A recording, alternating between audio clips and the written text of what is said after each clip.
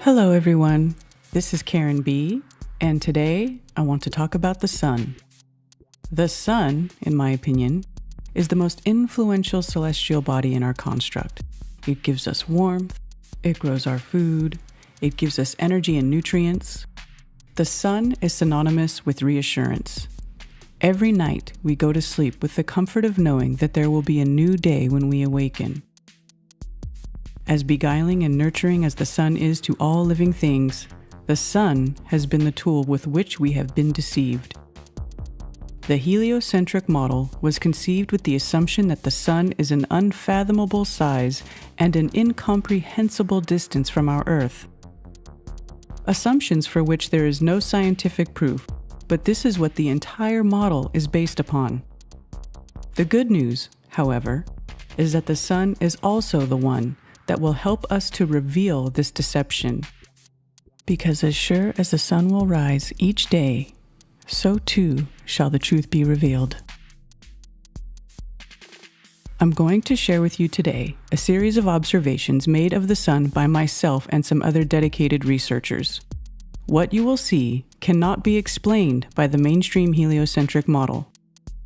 In fact, not only can they not explain it, but they purposefully choose to disregard this information and leave it out completely.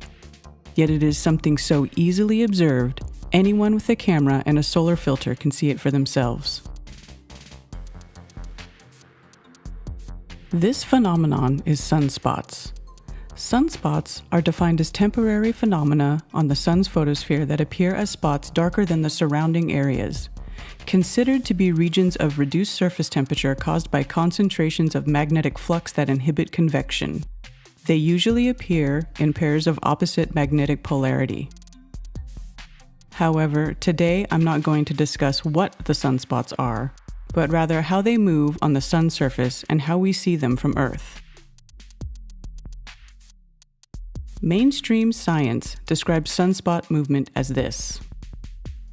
The sun rotates around its axis just like Earth does. Solar features on the sun, like sunspot regions, follow the rotation of the sun. This means that a sunspot region travels across the solar disk from east to west as seen from Earth.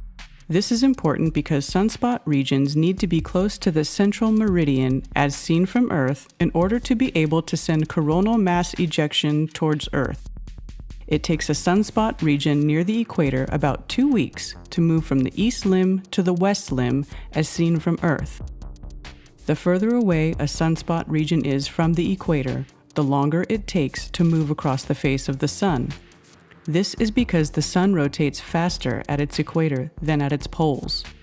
The rotational period is approximately 25.6 days at the equator and 33.5 days at the poles. Viewed from Earth as it orbits the sun, the apparent rotational period of the sun at its equator is about 28 days. So this video from NASA shows us how they tell us the sunspots move across the face of the sun from east to west. That all sounds good if you live on a spinning ball that is actually orbiting the sun the way that they tell us. But what if you question this? How do you objectively verify their claims? After all, if it's true, then it should be easy to do. The first sunspots were observed around the year 1611 by 3 astronomers through a telescope, Fabricius, Galileo, and Schiner. A quote from Lessons in Astronomy by R.A. Proctor says, "When these spots were first seen, they were watched very carefully, and it was found that they seemed to cross the sun's face from east to west." I won't disagree with that statement. However, there is a secondary motion that they leave out completely and do not even discuss. Here are a series of images taken over the course of one day. You can see the sunspots begin at a certain position and rotate in a clockwise motion when viewed from a location north of the equator. Barely making any progress toward the west side of the sun in one day, but moving quite a bit around the face of the sun.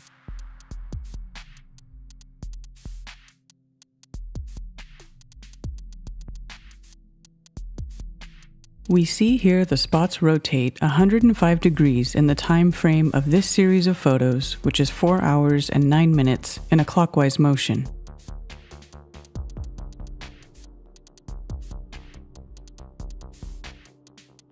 Here are two more examples. The first one is taken from Brazil, and you can see the spots move in a counterclockwise motion.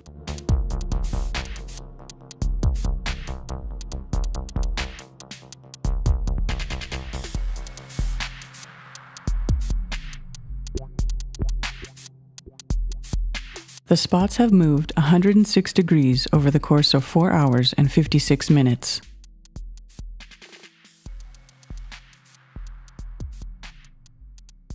This next set is from the same day, but taken in the UK.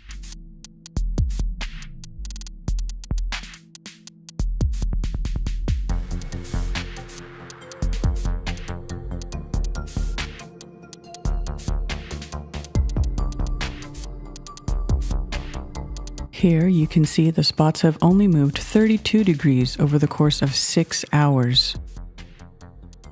Are you beginning to see the discrepancy with what we are told and what we see? Well, it gets better. This next set of images were taken by myself during the same day, August 6, 2017.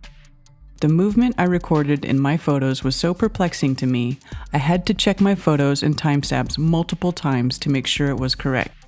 I double, triple, quadruple checked these photos. I can't explain it, but this is what I observed, so this is what I'm presenting. The sunspots seem to make a retrograde motion in this set of images. The spot's final movement is 60 degrees in 6 hours from my location. I knew Anderson wasn't too far off from my time, so I checked his photos against mine. He is 1 hour ahead of me at UTC-3. There is very little movement between his last two photos, and this is the same time I start to see backwards movement in my photos. It looks like he took his last photo right before he would have seen the same backwards motion in the spots.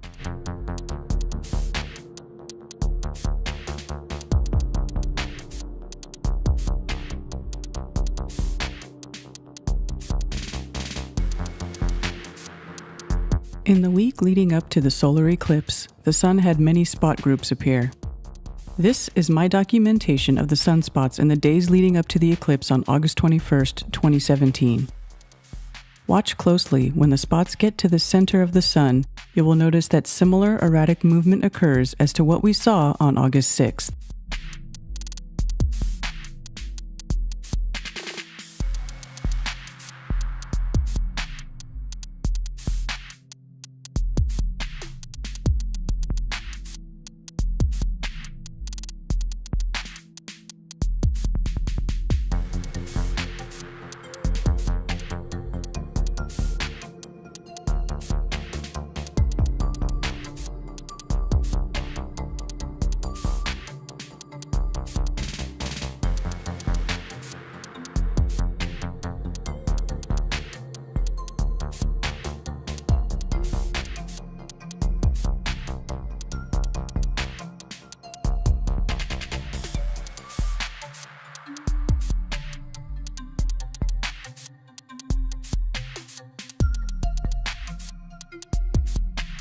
I want to take a minute to go over these 4 slides from August 20th, 2017. Between 9 and 10 a.m., the spots move closer to the center of the disk without rotating. Between 10 and 11, the spots make a very slight counterclockwise motion. Then, between 11 and 12, they begin to move clockwise again.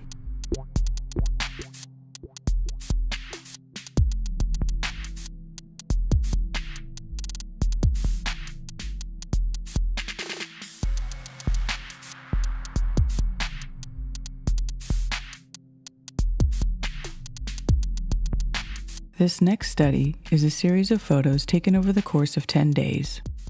This set is particularly interesting because you can watch the spots morph and change size as they progress through the cycle. Here, the spiraling motion, which clearly echoes the Fibonacci spiral, can be easily seen as they start on the outside, spiral in, and then spiral back out again.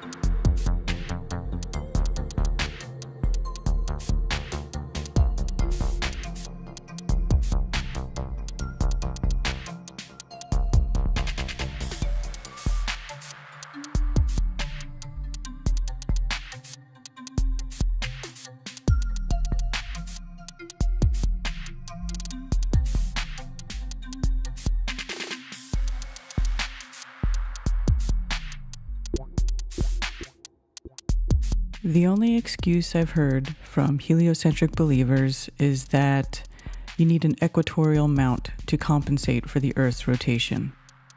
Okay, so let's look at what an equatorial mount is. An equatorial mount is a mount for instruments that compensates for the Earth's rotation by having one rotational axis parallel to the Earth's axis of rotation. One rotational axis. That means that it tracks objects through the sky. So it would have to be turning on two axes in order to compensate for the spiraling motion of the spots throughout the day. But that's not what an equatorial mount is, and that's also not how they say that we're moving through space.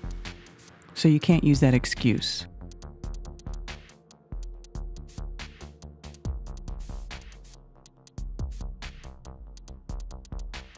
Chris Monk-Seeley made this 3D model to help illustrate that this shouldn't be possible to witness on a spinning ball Earth that is orbiting the sun's equator.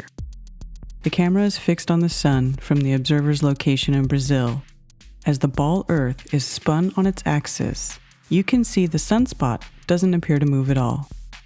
We shouldn't be seeing this kind of movement.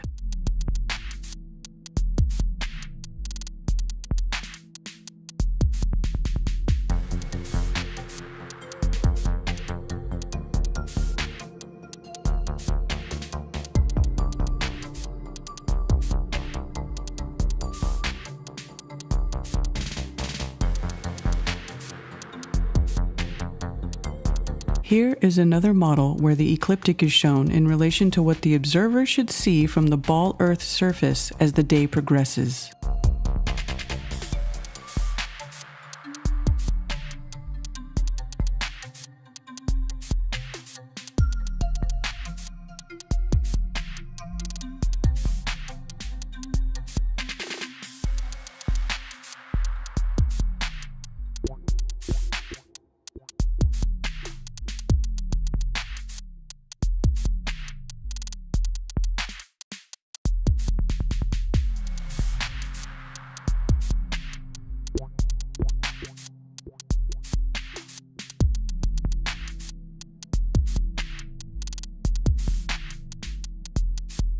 Here we resort to rotating the sun as if we are looking at the sun's pole and the sun is spinning to recreate what we see.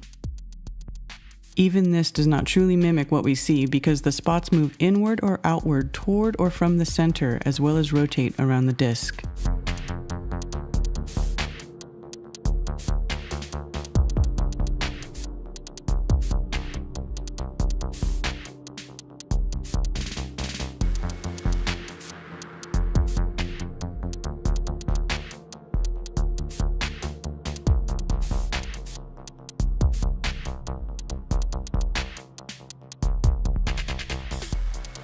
And again, that comes due to the differential rotation of the sun as the sun rotates faster near the equator versus near higher and lower latitudes. They start looking like this, and then they start twisting to the point where they started coming out of the surface of the sun. There's all kinds of solar flares and coronal mass injections and prominences, so a lot of activity on the sun. And the whole caboodle, the whole magnetic field lines kind of untwists itself, uncloses itself, goes back to the normal state. The same thing happens to the Earth, except in 11, instead of 11-year cycles on the Earth, it probably, the cycles are more in the order of hundreds of thousands of years. So whatever result of fusion in the arcs is there's no fusion in the sun. They don't know how the sun works. Why do you? What's special? How does the sun make light? It's a transformer. Transforms from some other dimension. It's not burning anything. It doesn't have to. It's a converter. Of what?